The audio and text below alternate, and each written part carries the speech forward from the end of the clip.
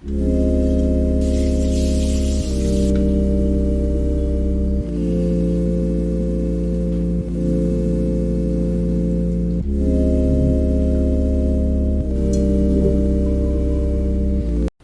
Morning friends, ಹೇಗಿವರೆಲ್ಲರೂ? ಆಯುಷ್ಯವೆಲ್ಲ ಆರೋಗ್ಯ ಆಗಿದ್ದೀರಂತ ಅಂದ್ಕೊಳ್ತೇನೆ. ಇವತ್ತೊಂದು ಕೆಂಪು ಹರಿವೆ ಸೊಪ್ಪಿನ ಒಂದು ಹೆಲ್ದಿ ಆಗಿರುವ ಒಂದು ಪಲ್ಯವನ್ನು ಮಾಡೋಣ ಅಂತ ಹೇಳ್ತಿದ್ರಿ.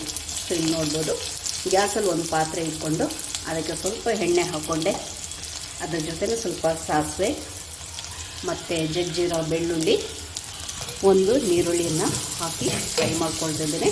ಇದು ಒಂದು ಕಟ್ಟು ಸೊಪ್ಪಿನ ingredients I mean to say.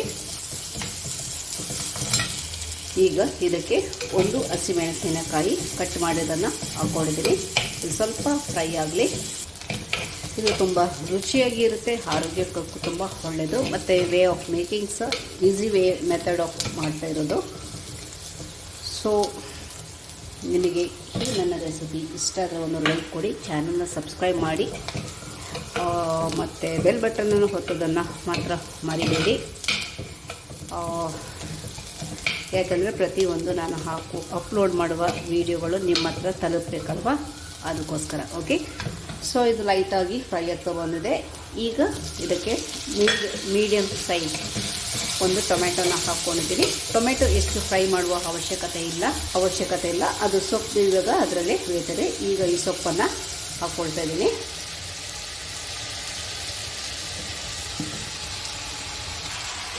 ಈಗ ರುಚಿಗೆ ತಕ್ಕ ಉಪ್ಪನ್ನು ಹಾಕೊಳ್ಳೋಣ.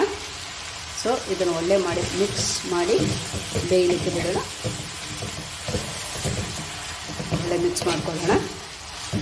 ಇದಕ್ಕೆ ನೀರಿನ ಅವಶ್ಯಕತೆ ಇಲ್ಲ, ಸೊಪ್ಪಲ್ಲಿ ನೀರಿನ ಅಂಶ ಇರೋದ್ರಿಂದ ಇದಕ್ಕೆ ನೀರು ಹಾಕುವ ಅವಶ್ಯಕತೆ ಇಲ್ಲ. ಇದನ್ನು ಒಂದು ಲೋ ಫ್ಲೇಮಲ್ಲಿ ಬೇಯಲಿಕ್ಕೆ ಬಿಡೋಣ. ಬನ್ನಿ ಫ್ರೆಂಡ್ಸ್, ಪಲ್ಯ ನೋಡೋಣ. ಓಕೆ,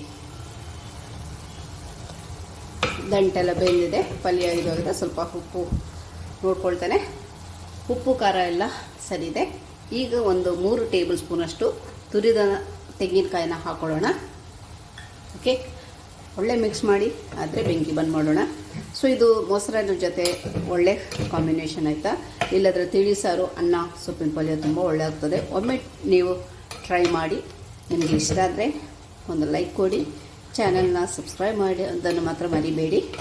ಮತ್ತು ನಿಮ್ಮ ಫ್ರೆಂಡ್ಸ್ ಆ್ಯಂಡ್ ಫ್ಯಾಮಿಲಿ ಜೊತೆ ಶೇರ್ ಮಾಡಿ ನನಗೆ ಸಪೋರ್ಟ್ ಮಾಡಿ ಅಂತ ನಿಮ್ಮ ಹತ್ರ ಕೇಳ್ತಾ ಇದ್ದೀನಿ. Okay friends, thank you so much for watching.